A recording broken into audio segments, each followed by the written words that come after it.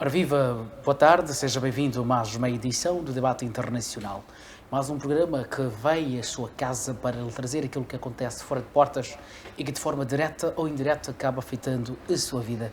E hoje não fizemos a regra, que estamos para trazer assuntos quentes e para dar o arranque, começo já saudando o meu painel aqui. Começo mesmo com o professor. Boa tarde, professor, como está? Boa tarde, Jackson. Boa tarde, telespectadores. Muito bem. Muito obrigado, José. Quanto tempo? Boa tarde.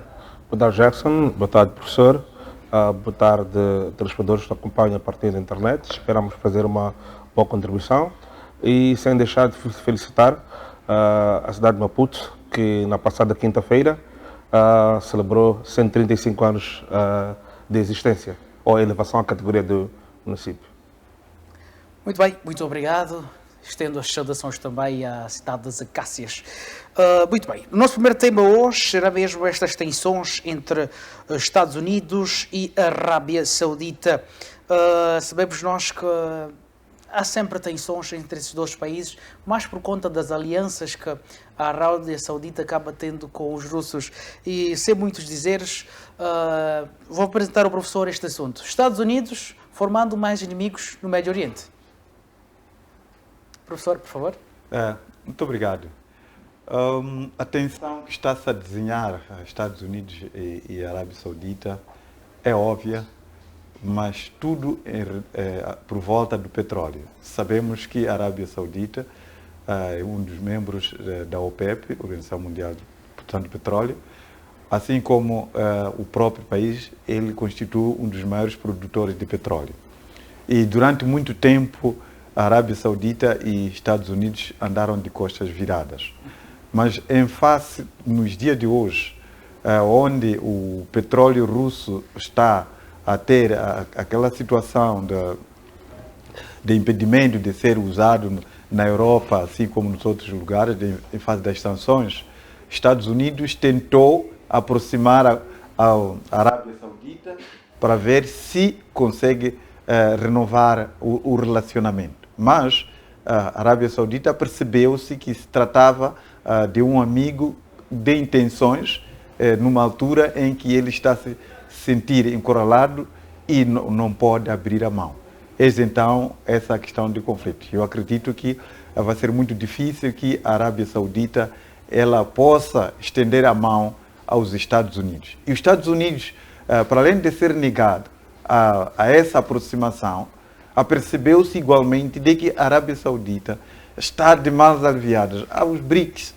E é isso que cada vez mais está a inquietar aos Estados Unidos da América, por estar a Arábia Saudita a pretender fazer crescer o bloco dos BRICS. Então, está aí instalada uma situação não favorável aos Estados Unidos da América. Olhando ainda para a questão dos BRICS, não é apenas a Arábia Saudita que manifestou esse interesse, mas tivemos esta semana também a Argélia com o mesmo interesse em juntar-se a este grupo. Não estaríamos aqui a ter mais uma nação, agora já em África, que provavelmente venha a ter atritos com os Estados Unidos? Não, o que estamos a ver efetivamente é isso. Muitos países africanos até hoje ainda não se manifestaram abertamente de fazer parte do BRICS. É uma situação de não perder o apoio que tem estado a ter junto do Ocidente. Mas, na verdade, para além da África do Sul, agora, portanto, temos vários outros países estão para poder ingressar e acreditamos que muito brevemente, com o recrudescimento dessa tensão, Estados Unidos, a Europa, esse bloco vai cada vez mais poder se engrossar e que estamos a entrar num mundo bastante perigoso em face desse cenário. Muito bem. José, eu vou ainda na mesma senda e apresento automaticamente os BRICS também neste mesmo assunto. Tensões entre os Estados Unidos e a Arábia Saudita para BRICS. Concordar com aquilo que foi dito aqui pelo professor, mas construir um pouco mais. A questão foi que o presidente norte-americano provocou tensões com a Arábia Saudita quando entrou no poder e jurou que faria da Arábia Saudita um Estado páreo, ou seja, um Estado pateta na arena internacional, e que ia processar o príncipe, que é o de facto, chefe de facto da Arábia Saudita agora, que é o Mohammed bin Salman, que é o príncipe da coroa, né? O príncipe herdeiro. Neste caso, estas tensões verbais não deixaram espaço para que houvesse a diplomacia. No entanto, por causa da situação da guerra da Rússia, onde o Ocidente colocou sanções sobre os combustíveis fósseis russos, houve uma falta no mercado. Sabemos que a Rússia é responsável por cerca de 20%, a Arábia Saudita por cerca de 30 e tal por cento da produção mundial. Então, foi necessário, foi forçado o presidente Biden, depois de ser aproximado da Venezuela e perceber que, mesmo se a Venezuela quisesse entrar de novo e as sanções lhe fossem retiradas, a Venezuela tem um problema de infraestrutura que não reagia a tempo. Então, tentou fazer esta viagem conciliatória, se pode dizer, para o Médio Oriente, mas as feridas já haviam sido criadas, já haviam sido graves. E com a pressão das eleições intercalares que acabam de acontecer esta semana, a ideia do presidente Biden, que estava também a usar a reserva federal norte-americana, a reserva estratégica de petróleo, para conseguir baixar de uma forma artificial o preço de petróleo, era fazer com que a Arábia Saudita pudesse aumentar o preço do petróleo para poder, portanto, negar os lucros à Rússia, porque sabemos que a Rússia agora está a vender o preço muito menos combustível, mas o combustível que está a vender a um preço muito mais elevado, ou seja, 60% acima do valor do combustível, e continua a ter lucros muito mais exorbitantes do que antes. Então, foi uma tentativa de usar o petróleo de uma forma geopolítica para resolver problemas domésticos em casa, e também para, na arena internacional geopolítica, poder aniquilar aquilo que são a fonte de receita, a maior fonte de receita, a russa. Mas a Arábia Saudita ficou alarmada. Ou seja, a comunidade internacional ficou alarmada com o poderio das sanções americanas e pensaram que esta arma que foi usada hoje, sem precedentes contra a Rússia, pode um dia ser usada contra mim. A questão do teto do barril de petróleo. O teto do barril de petróleo foi estimado, ou seja, o cartel de compradores diz juntamente com os asseguradores, que nós só vamos comprar o petróleo russo a este preço. E a Rússia pronunciou-se que não ia vender o seu combustível a quem pusesse o teto. A Arábia Saudita está com medo de que um dia aquele teto de combustível de petróleo que é usado hoje contra a Rússia, amanhã possa ser usada contra a Arábia Saudita. Então, este poderio faz com que a Arábia Saudita, produtores também como a Argélia e como a Argentina, comecem a procurar alternativas. Por quê? Porque os países do sul global começam a ter medo daquilo que é a capacidade da economia dominada pelo dólar. E a Arábia Saudita tem um poder muito importante nesta situação, porque aquilo que mantém o dólar como uma moeda que faz com que os Estados Unidos tenham lucros sem fim, é a questão daquele acordo de 1975, acordo de petróleo e dólar, que faz com que a gente ande nesse sistema mundial do petrodólar. Por conta da Arábia Saudita que se queresse agora juntar-se por meio das sanções criadas pelos Estados Unidos, que foram praticamente um tiro no pé, esta questão desencadeou esta cadeia toda. E os Estados Unidos vê-se agora ameaçado e já começaram a ameaçar a dizer que a Arábia Saudita poderá sofrer tensões. Agora, como é que estas tensões, como é que estas sanções vão ser impostas à Arábia Saudita? Não sei, porque a Arábia Saudita domina praticamente quase 35% daquilo que é o fornecimento de petróleo no mercado mundial e é o maior comprador de armas dos Estados Unidos da América. Tem cerca de 25% do mercado. Então, seria interessante ver como é que haviam de reagir os Estados Unidos. Muito bem, então estamos a ver uma Arábia Saudita que está a buscar formar aliados fortes para poder sobreviver a esta cúpula ocidental, porque vamos confessar que temos Estados Unidos na linha da frente, mas vamos incluir também no mesmo pacote o Ocidente e a NATO, no mesmo, apesar de não termos pronunciamentos exatos desta NATO. Mas, ainda no mesmo assunto, agora para o professor, olhando para este comportamento dos Estados Unidos, nós estamos a ver uma nação, ou um Ocidente, uma nação aflita por impor o seu poderio em nações que, sinceramente, já perdeu. Não, olha, os Estados Unidos estão paulatinamente a ser abandonados. não foi por acaso a visita do primeiro ministro da Alemanha junto da China, Sim. não é? É uma aproximação, é uma viragem que a Europa está a começar a ter agora, está a perceber o que está a acontecer com a sua relação com os Estados Unidos. E, há pouco tempo também tivemos Macron, da França, que aproximou-se ao Maduro, Venezuela. Era impossível pensar situações desta natureza. Quer dizer que tanto a França como a Alemanha, logo que eclodiu a guerra, ou essa questão, operação especial da Rússia contra a Ucrânia, eles já tinham proposto uma negociação com a Rússia. E lembro-me muito bem Macron, daquela vez, quando dizia de que nós não podemos envergonhar o Putin. Vamos encontrar forma de poder ouvir o que Putin quer para que nós possamos terminar com esta guerra. Mas, no entanto, isso não foi bem visto pelos Estados Unidos da América. Os Estados Unidos dizem que não negociação com Putin. Temos que ir à guerra e conseguir enfraquecer a Rússia até que ele, portanto, aceite as nossas condições. Então, o que está a acontecer neste momento, a Alemanha e a França já está a começar a perceber que a relação que tem com a América está a prejudicar a Europa. Essa razão que eles estão agora a virar-se para a Ásia, não é? Estão a virar para essas novas frentes de negociação. E eu acredito que isso, se Biden não estiver a perceber, se os Estados Unidos não estiverem a perceber esse cenário, a qualquer momento nós encontraremos uma situação da Europa separada dessa questão da relação com a América. E não só, veja só que também já está a própria Alemanha já apareceu com ideias de formação do exército europeu. Então, paulatinamente estamos a ver a questão da cisão com a OTAN, porque eles precisam agora de ter uma segurança da Europa autônoma dos Estados Unidos da América. Então, há muitos sinais aqui que estão a mostrar paulatinamente a retirada da Europa no encalço dos Estados Unidos e da OTAN. E se calhar não seria este o tempo, na verdade, de haver esta quebra de dependência dos países europeus, em particular dos Estados Unidos. Temos um exemplo simples agora. A França está a ter manifestações.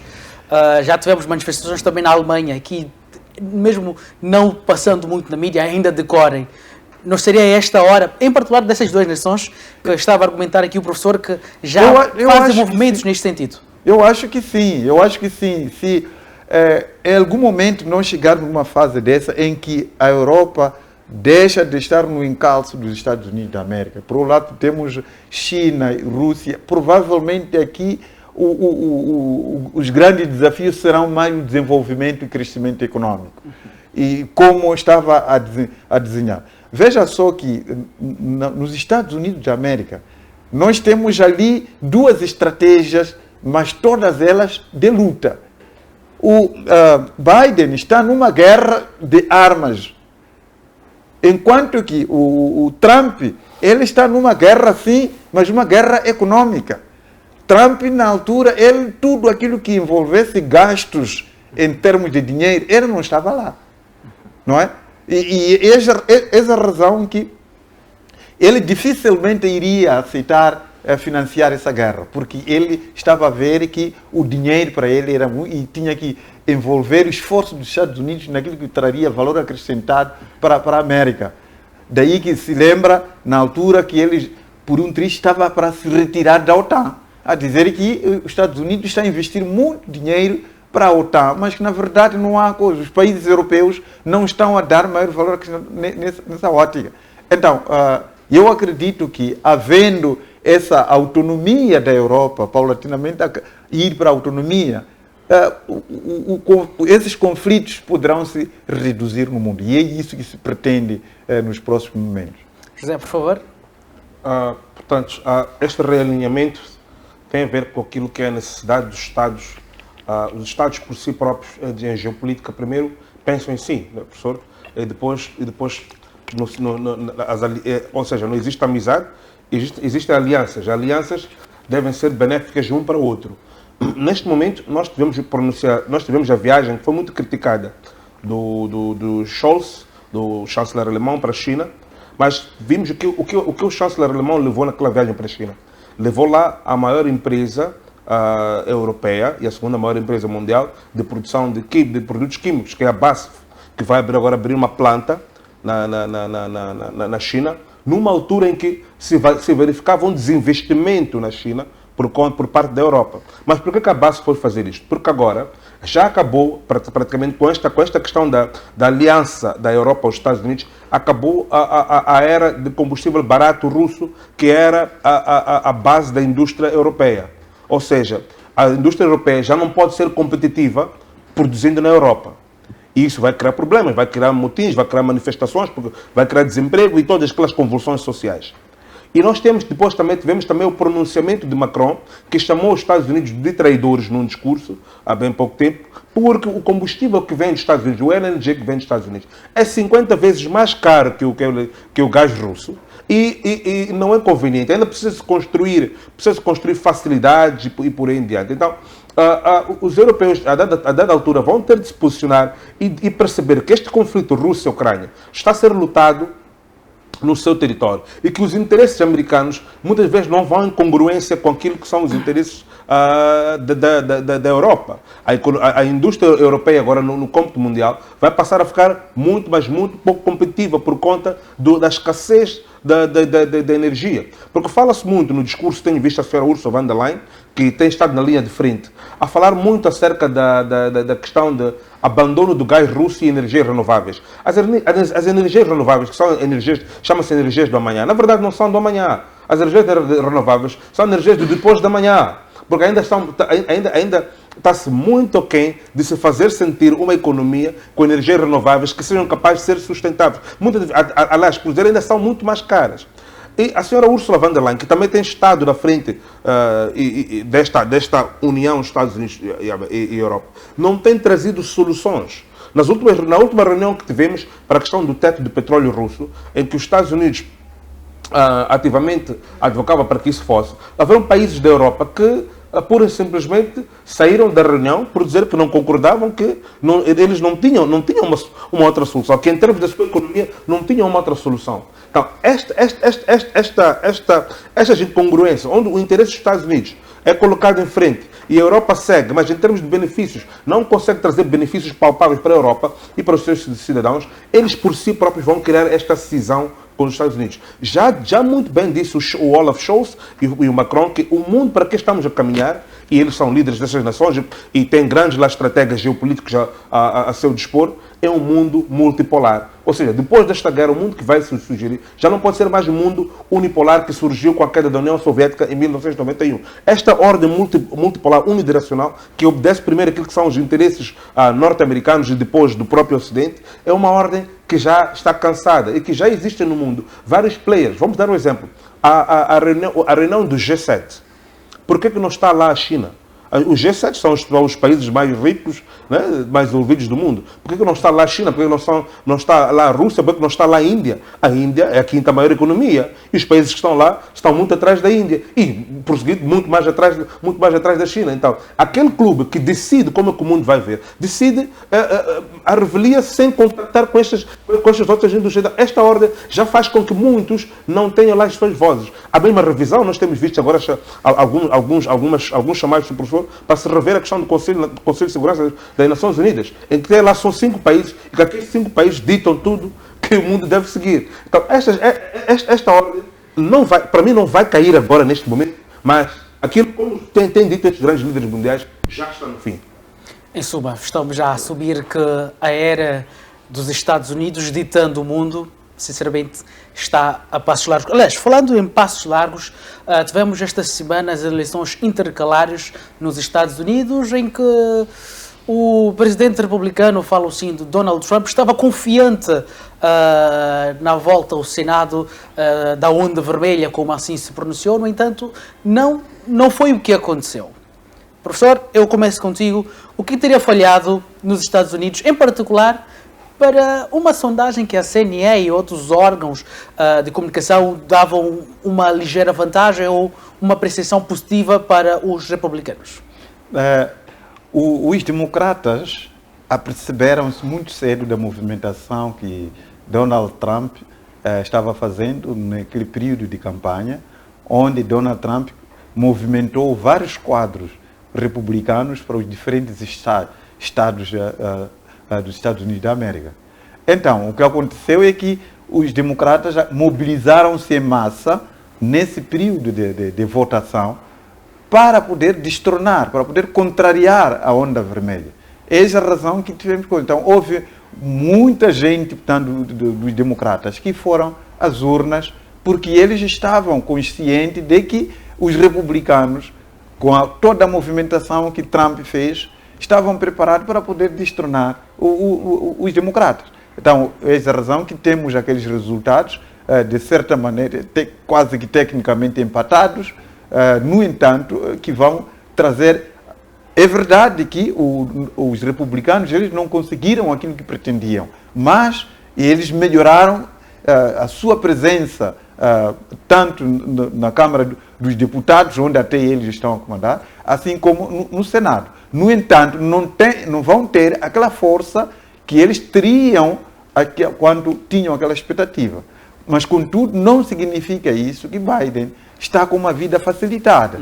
Ele vai ter muita dificuldade de fazer passar as suas intenções e vai ter que negociar com a Câmara dos Deputados para que ele faça passar aquilo que pretende. E também os deputados vão ter que depender do Biden, porque ele tem o poder de veto, de fazer passar ou não alguns aspectos ligados a ele. Então, neste momento, temos praticamente um poder equilibrado nos Estados Unidos da América e que ele vai continuar a ter continuar ainda algum apoio junto à Ucrânia, isso no resto do mundo, vão continuar ainda, embora com alguns entraves, mas na verdade a guerra na Ucrânia vai continuar a ser suportada pelos Estados Unidos da América e que veremos como é que essa situação vai poder terminar.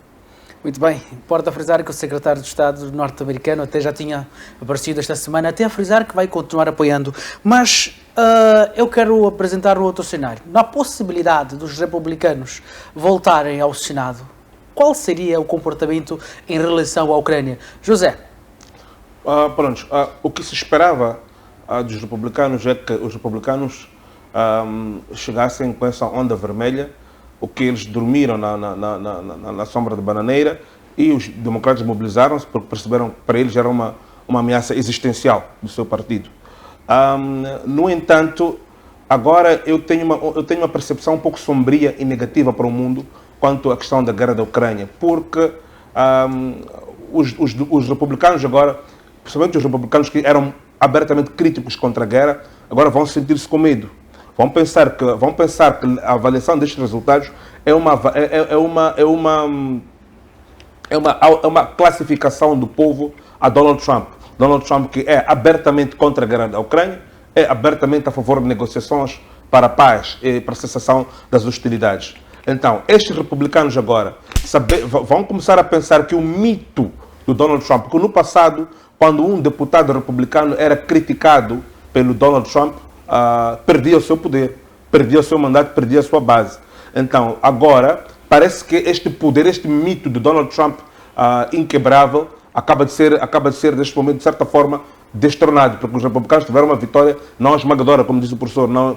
Então, estes republicanos podem agora passar para poder se autopreservar politicamente, poderem salvar aquilo que é a sua carreira, podem passar agora para o lado dos democratas e apoiar aquilo que foi a maior dedicação do governo de Biden até agora, que foi o apoio à Ucrânia e a política externa norte-americana no teatro europeu. Então, eu vejo agora tempos sombrios em que a ajuda à Ucrânia, ao invés de diminuir, vai passar a aumentar. Por quê? Porque Joe Biden leva esta não derrota total como um mandato do povo, como um mandato conveniente do povo de que estamos atrás de si, estamos atrás daquilo que está a fazer, e os republicanos que pensavam que esmagadoramente poderiam com a sua agenda anti-guerra, passar para frente, agora vêm-se numa situação em que, para se autopreservar, vão ter de escutar aquilo que é a voz do eleitorado, a voz do povo americano, e não terá outra opção, senão para autopreservar-se politicamente, ter de apoiar aquilo que é a agenda política do Biden na Europa, e vão ter de se focar agora os republicanos mais na agenda doméstica, porque na agenda externa parece que o povo americano está mesmo por trás daquilo que são as atitudes do Biden, o que a mim me assusta, porque avizinha tempos sombrios para o mundo. Talvez só para poder acrescentar algo sobre isso, em relação ao futuro de Trump em face desse cenário, dentro do seu próprio partido, a vitória do governador da Flórida, que é um forte candidato às eleições de 2024, elas ameaçam um bocado ao Trump. Porque o Trump é um dos candidatos e o seu adversário provavelmente vai ser o ex-governador da Flórida. Então, a Flórida, ele conseguiu renovar o mandato como governador da Flórida, e isso fortifica cada vez mais a sua candidatura à presidência dos Estados Unidos da América em 2024, que vai confrontar, nesse caso, dentro do partido com Trump. Mas Trump já anunciou que, acho que hoje e amanhã, ele vai poder lançar uma mensagem à nação, e que se espera que provavelmente ele tenha uma candidatura antecipada de poder mostrar que ele vai ser candidato em 2024 como o presidente. Mas isso, para ele chegar até lá, vai ter que enfrentar a esse governador da Flórida, que mostrou-se agora cada vez mais potente por ter conseguido ser reeleito nesse governo. Muito bem. Há um outro aspecto que ainda não vimos aqui, mas que é de veras importante, já é relacionado assim aos democratas, neste caso, que é a questão da reeleição ou da recandidatura de Joe Biden às próximas presidenciais, assim se diz. Há rumores, não são certezas, de que, por conta da idade de Joe Biden, se calhar já se pense num provável substituto, e também porque as políticas adotadas por Biden não estão de todo o agrado da sua ala diretiva naquele país. Por favor, José. A questão que me coloca é uma questão muito interessante, até porque, não sei se lembra, professor, que há 2 semanas falou-se que houve um encontro em segredo, em que o Biden e a cúpula diretiva do Partido Democrata, em que o Biden estava lá com a sua esposa, e ele anunciou o desejo de recandidatar-se em 2024, face ao caso do partido agora não ter uma figura que o partido... Porque os partidos às vezes pegam muito nisto. É muito estranho até que o Partido Republicano tenha um sucessor aparente a Trump, mas os partidos pecam muito por não ter um sucessor aparente. Nós vimos no Brasil, só para não fugir um pouco, permita-me fugir um pouco de onde estamos, onde quando sai o Lula, pôs a Dilma, e a Dilma era uma figura completamente desconhecida, em que nunca foi preparada como um herdeiro aparente. A idade é um impedimento, sim. Nós sentimos muitas vezes que o Biden parece estar a perder as suas capacidades cognitivas em vários discursos. No entanto, neste momento, o Partido Democrata não tem uma figura, um delfim, assim, podemos dizer, uma figura assumida que possa tomar o manto. Kamala Harris, como vice-presidente, foi um desastre total e completo, que era uma pessoa que estava a pensar que havia de se preparar. Puseram ela a cargo de alguns portfólios que lhe foram retirados, agora puseram-lhe a sentar somente a cargo da NASA, e mesmo lá ela também não está a conseguir perfumar. Uma das figuras que pode vir a ameaçar ao Biden vai depender do seu desempenho, mas está a ser muito atacado pelos republicanos, é o Gavin Newsom, que é o governador da Califórnia, que é muito popular e que é muito para aquela agenda pró-esquerda do Partido Democrata. Mas a possibilidade, para mim, vem de forma como está a perfumar a economia da Califórnia, uma economia que está cada vez muito mais cara, e muito impossível para os povos californianos viverem dentro da Califórnia, e está a sofrer uma migração para outros estados. não acredito que Gavin Newsom,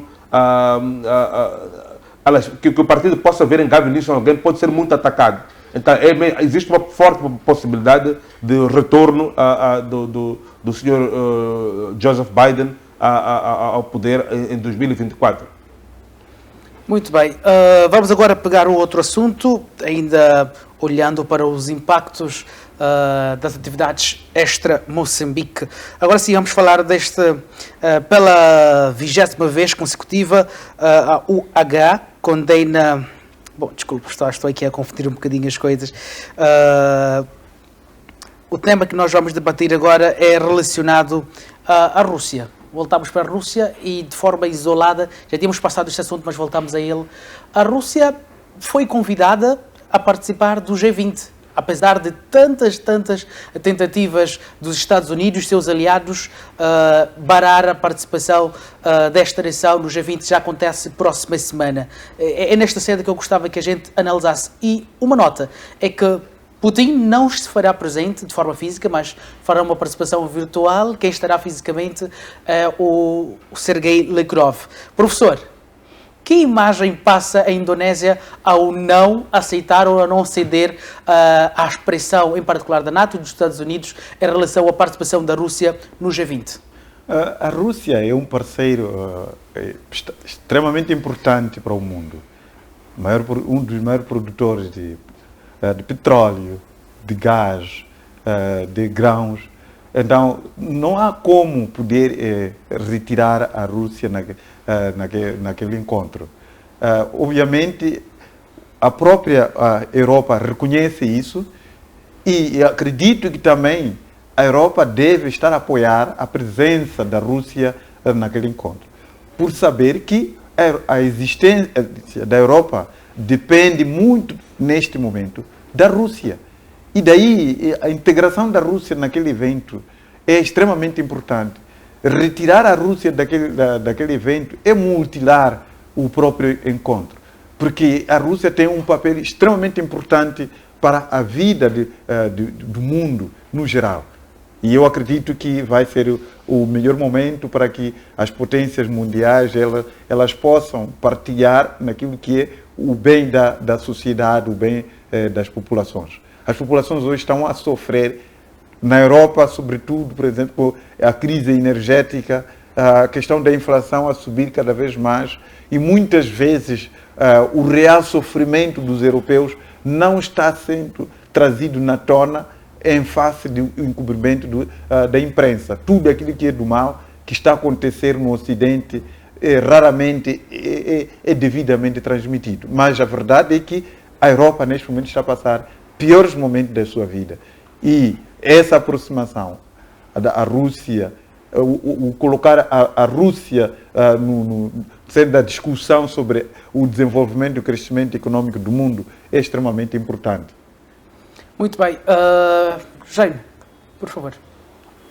Uma das coisas que eu ouvi dizer aqui é que esta análise do não recuso e da não cedência à Indonésia, era importante perceber que a Indonésia, sendo parte das 20 maiores economias, não tomou esta decisão sozinha. Existiu por detrás um trabalho todo feito pelos outros países membros que requisitaram que a Rússia esteja lá. A importância da Rússia estar lá, primeiro, é um palco para que se abra caminho para as negociações.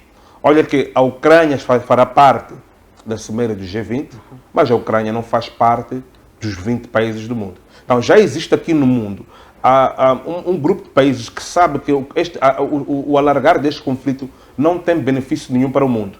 Então, querem usar essa situação, convidando a Ucrânia, convidando a Rússia, para estarem no mesmo fórum, para conseguir abrir linhas de diálogo que possam poder levar até a uma conversa.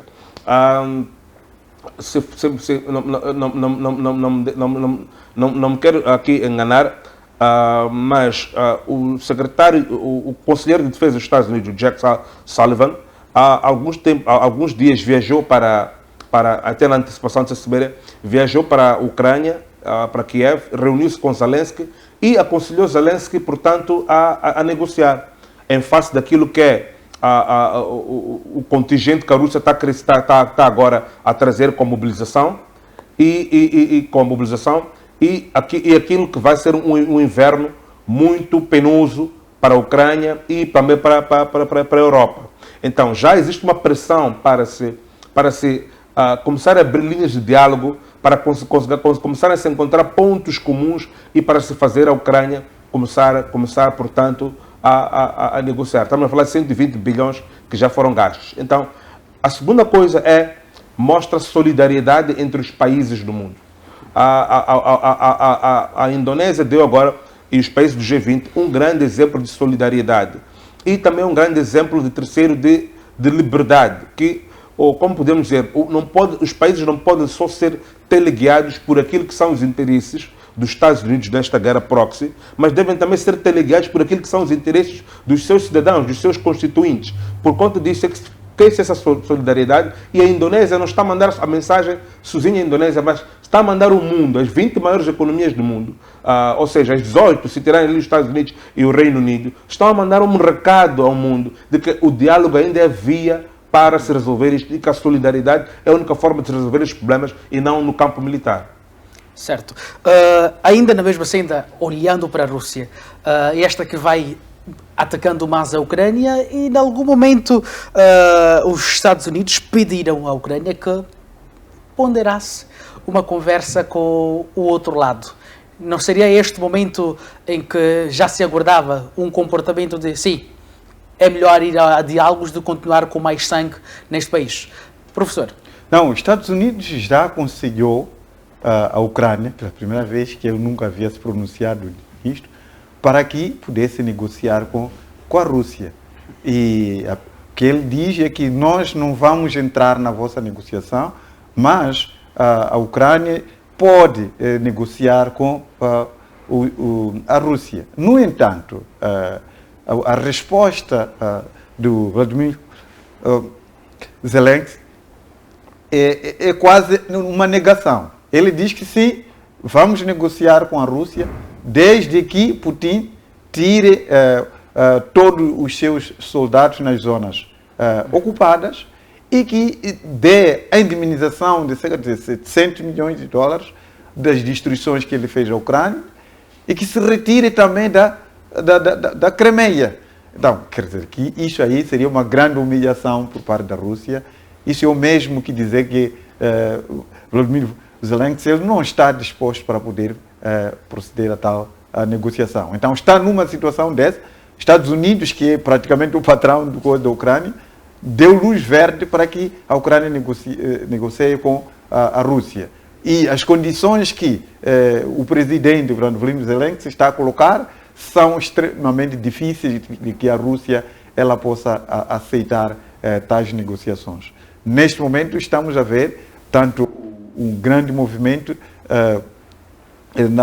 naquela situação em Kherson, em que há uma grande batalha, e já o ministro da Defesa, que me engano, ontem anunciou a retirada das tropas russas daquela margem do rio para outra margem, e que estava a ouvir ainda hoje a resposta do Zelensky a dizer que, olha, nós estamos a encarar com certo cuidado esse anúncio do ministro da Defesa da Rússia na retirada dos militares, porque isso pode constituir uma artimanha de poder querer nos encurralar, mas, na verdade, considera-se uma grande derrota por parte da Rússia, aquele anúncio que o ministro da Defesa deu sobre a retirada. E mostraram, de fato, a retirada das tropas russas na capital de Kherson, que é a única, portanto, capital que a Rússia havia ocupado naquela zona.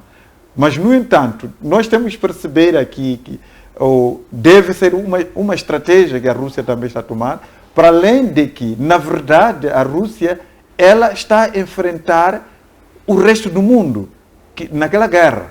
É a Rússia contra a OTAN, toda a Europa e vários outros que estão por detrás daquele conflito. Se a Rússia até hoje consegue suportar aquela guerra, está a mostrar efetivamente que a Rússia militarmente ela tem potência para tal. Porque não é fácil poder suportar aquela guerra pelo apoio que está tendo a Ucrânia e efetivamente dizem que só estão a mandar recursos financeiros, mas por detrás daquilo deve estar mesmo os recursos humanos a entrar também naquela guerra. É uma situação extremamente difícil. José, já estou muito a trocar o seu nome hoje. Eu queria colocar na mesma senda esta informação que passou esta semana, de que próxima semana, logo na segunda-feira, as Nações Unidas vão a voto para responsabilizar a Rússia e exigir uma indemnização por invadir a Ucrânia. No entanto, Zelensky em nenhum momento se mostra aberto a, pelo menos, a uma negociação, a um diálogo de paz com a Rússia, mesmo os Estados Unidos já tendo aparecido também a dizer que, olha, se calhar é hora disso. Portanto, eu olho com um pouco de suspeita este pronunciamento dos Estados Unidos de que, portanto, aconselharam a Zelensky a tomar a mesa das negociações, porque os Estados Unidos podem, de facto, se quiserem fazer isso, fazer o que fizeram com a Rússia, fazer uma coação e cortar o financiamento. Se os Estados Unidos cortam financiamento à Ucrânia, nós sabemos, é lógico, a Ucrânia não vive todos os 3 dias com a Rússia. Corta financiamento, corta os satélites do Elon Musk, não tem comunicação, não tem logística, não tem nada. Eu olho para isto a ponto das eleições, porque já estavam a começar a acontecer muitas críticas em muitos comícios de campanha contra a guerra na Ucrânia. Então, era importante para os Estados Unidos fazer esta certa, professor, uma campanha de relações públicas para dizer que nós lavamos as mãos.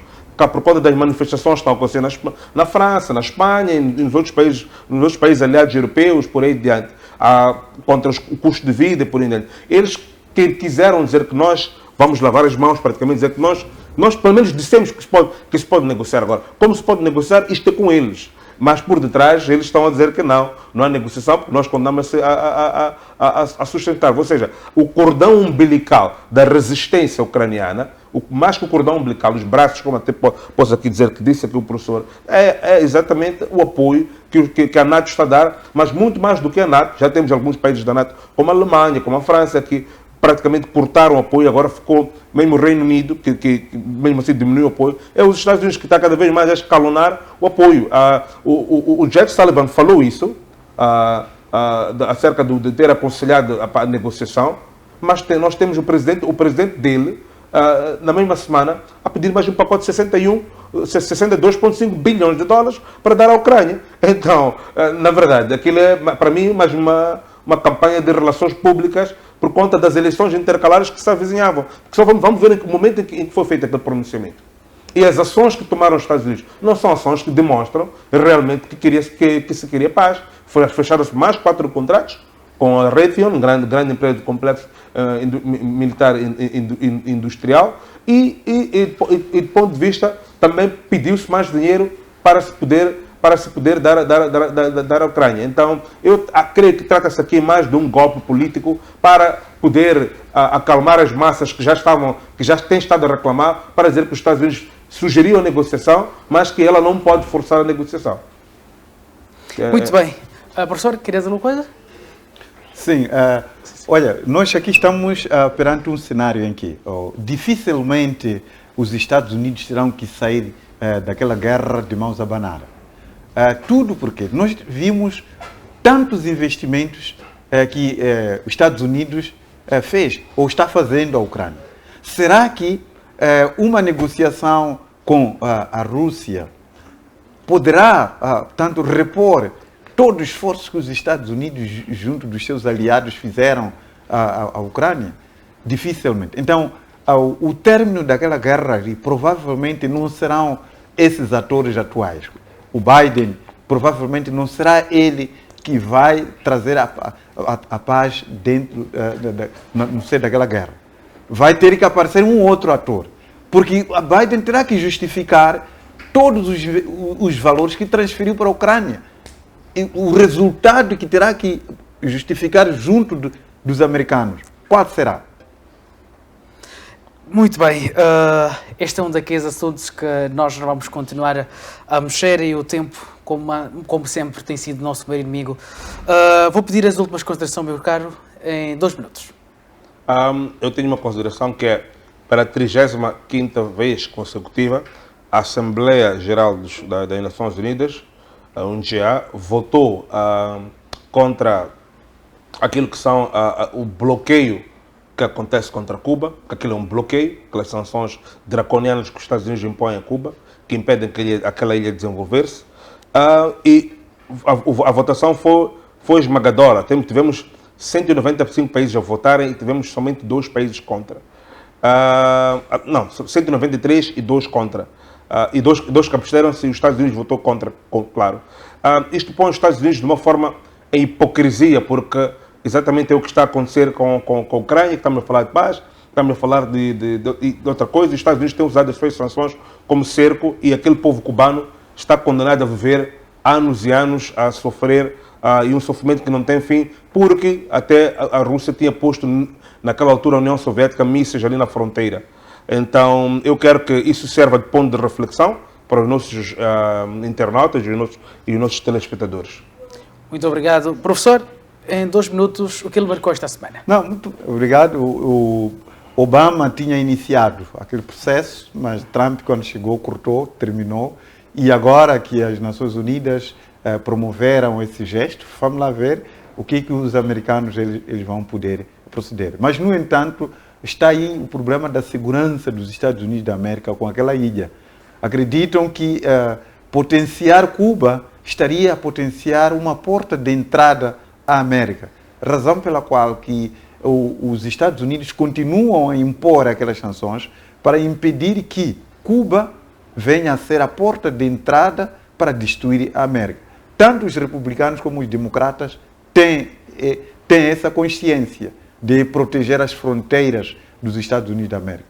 Agora, tenho dúvidas dessa questão que essas sanções venham a ser removidas de fato por parte dos Estados Unidos da América. Certo. Meus senhores, muito obrigado. Para a semana estaremos juntos. E é desta forma também que nós colocamos o ponto final a mais uma edição de Debate Internacional. Vai refletindo, vai analisando e votos de boa tarde.